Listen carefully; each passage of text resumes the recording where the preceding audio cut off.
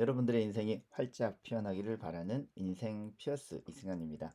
이번 주 피어스 원 미국 ETF 모델 포트폴리오 성과 관련된 영상 남깁니다.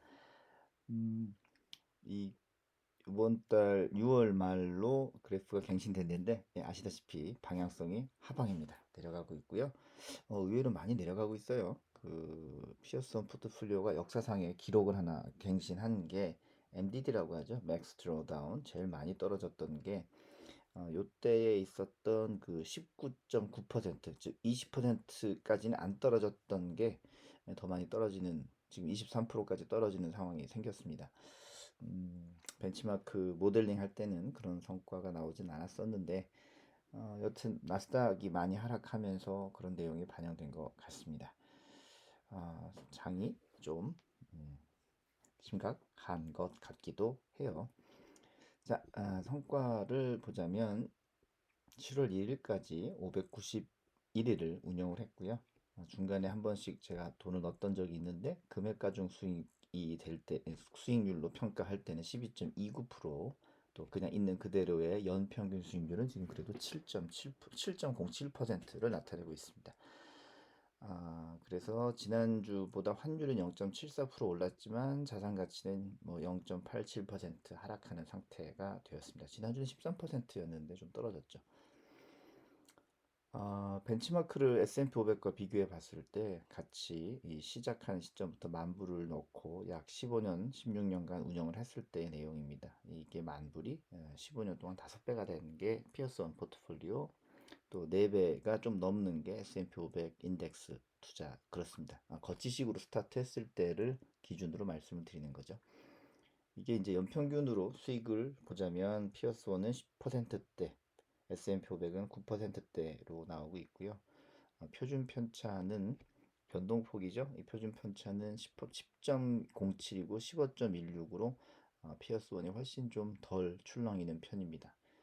그리고 방금 서두에 말씀드렸던 것처럼 이 최대 하락폭, 영어로는 이제 maximum drawdown 해서 MDD라고 표현하죠. MDD가 19.9%대여서 그 금융투자 이론상 하락률이 20%가 넘지 않는 그런 포트폴리오에 투자하라라는 그런 주문과는 조금 괴리가 있는 4% 정도 더 떨어진 거죠. 23% 정도 하락을 했고요. 뭐 MDD 기준으로는 아직 S&P 500보다는 훌륭합니다. 그렇더라도 요건 좀 제가 주의 있게 보고 있습니다.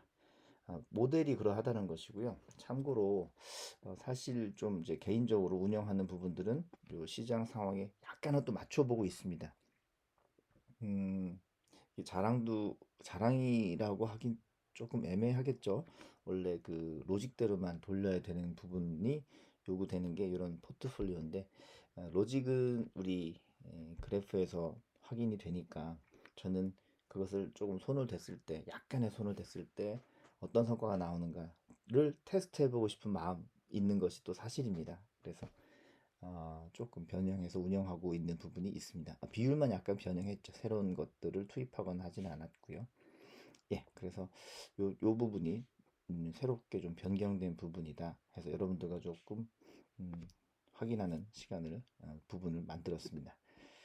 자, 벤치마크 피어스온이나 뱅가드나 석 달 동안 거의 비슷하게 하락을 했고요. 요 올해 YTD로는 23.68%, 20% 해서 아까 위에 있었던 맥스 드로다운 23.68이 여기에서 연결이 되는 수치가 되겠습니다. 1년 동안 S&P 500은 10% 정도 빠질 때 피어스온이 7% 정도 더 빠진 상황이 되었고요. 원래 1, 2, 3년, 뭐 5년, 10년까지 다 피어스온이 훨씬 좋았던 편이었는데 지금은 10년치의 수익에 대해서만 약간 더 높은 편이 되었어요. 이건 이제 떨어질 때 내용인데 이렇게 떨어졌을 때 우리가 또 대응을 잘 해야 되지 않겠나 하는 마음 같이 듭니다. 자, 그 다음에요. 지난주 마감일 대비 우리 성과를 좀 보겠습니다. 지난주는 좀 드라마틱하게 올라갔었는데 요즘 또 좀 떨어졌습니다. 지난주 대비. 물론 뭐 7월 1일자 그러니까 미국 시장 금요일로는 소폭 상승했었지만 지난주에 많이 올라갔다가 그리고 다시 내려와서 간신히 지금 다시 어제 그제 뭐 이렇게 복구하는 증시가 했었기 때문에 결론적으로 다우존스는 마이너스 1.28%, S&P 500도 마이너스 2.21, 나스닥 4.13 이렇게 하락했습니다. 이게 두 배씩 올라가는 것 같아요. 다우보다 S&P보다 나스닥이 좀 더 큰 출렁임을 보이는 것 같네요. 6월에 ISM의 6월 제조업 PMI가 53.0이라는 수치가 나왔어요. 이거는 5월에 56.1과 예상치 54.3을 하회했죠. 그러니까 제조업 구매 담당자들이 물건을 많이 좀 사주느냐, 발주를 하느냐, 자신들의 회사를 운영하기 위해서 제품을 만들기 위해서 발주하는 양이 어떻게 되느냐인데 예상보다 하회했다는 것은 이제는 시장에서 물건을 많이 사겠다라는 신호보다는 좀 멈칫한다 요런 것들이 반영이 되었기 때문이겠죠. 아틀란타 연방은행은 6월 PMI 수치 나온 여기에다가 5월 건설 지출을 반영해서 본다면 미국의 2분기 성장률 전망치가 마이너스 2.1%로 추정된다고 하는 거죠. 그러니까 4, 5, 6, 석 달 동안 마이너스 성장을 했다. 이렇게 보여준다는 겁니다. 샌프란시스코 연방은행의 데일리 총재라는 분이 지금 인플레이션이 지나치게 높기 때문에 7월에도 75bp 인상을 단행하고 연말까지는 중립금리인 3.1%에 꼭 좀 갔으면 좋겠다라는 의견을 피력을 했습니다. 6월 달에 0.75% 올려가지고 지금 증시가 휘청휘청 하는 상황인데 7월에 또 올려? 라는 생각을 많은 사람들이 하지 않겠습니까? 그러면 이제 두 가지가 생기겠죠. 1번은 야 이제 바닥이야 들어가 해서 많이 수익을 내려고 돈이 돌아올 수 있고요. 그 상황에 정말로 미국 경기가 튼튼하게 받쳐준다면 또 좀 치고 올라가 줄 겁니다. 만약에 그렇지 못하다면 그러니까 많은 사람들 생각처럼 어, 금리를 올리면서 투자 심리가 얼어붙고 그 돈이 안 돌면서 소비할 돈이 없어지고 그러면은 경기가 이제 가라앉고 이렇게 되는 구조에 대한 걱정들을 하고 있는데요. 이런 걱정을 뱅크 오브 아메리카의 마이클 하트넷이라는 수석 전략가가 뭔가 언급을 했죠. 연준이 금리 인상을 통한 인플레이션 통제를 뭐 확신하고 있지만 사실 기대 인플레이션, 사람들의 마음속 인플레이션 같은 것들은 잡기 어려울 것이기 때문에 이게 이제 뭐 리세션, 경기 침체라고 우리가 이해할 수 있겠죠. 경기 침체의 충격이 시작 단계 아니겠냐 이렇게 의견을 표현했습니다. 그래서 어쨌든 금리는 계속 올라가고 주가는 떨어지면서 경기 침체가 시작 단계 아니겠냐라는 의견들이 굉장히 많이 분포되고 있는 것 같습니다. 주식시장에 투자 자본이 주식 대비 안전하다는 이제 국채로 올라가겠지 않냐 이런 의견도 생기게 되죠. 근데 이게 뭐 돈이라는 것은 미국서 돌면서 또 세계로 퍼져나가는 구조를 많이 띠기 때문에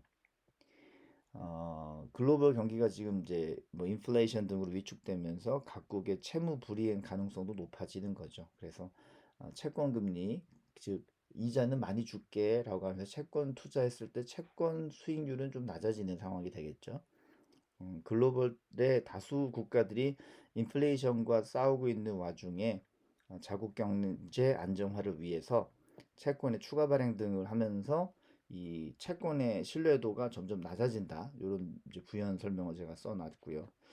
어, 경기가 좀 내려가고 있는 것처럼 보이지만 또 잠깐 반등할 수 있습니다. 금리 인상을 7월에 하고 나면 이번 달이죠. 하고 나면 되려 어, 이제 바닥을 다지는 시간이 되면서 올라갈 수 있고요. 그 다음에 또 어떻게 될 것인가는 그때 상황을 봐야 될 것 같습니다.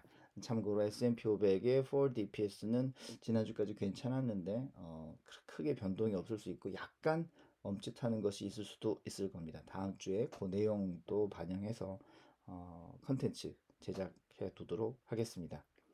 어, 같이 시청해 주셔서 감사하고요. 또 다음 주에 뵙도록 하겠습니다. 좋은 한 주 되세요.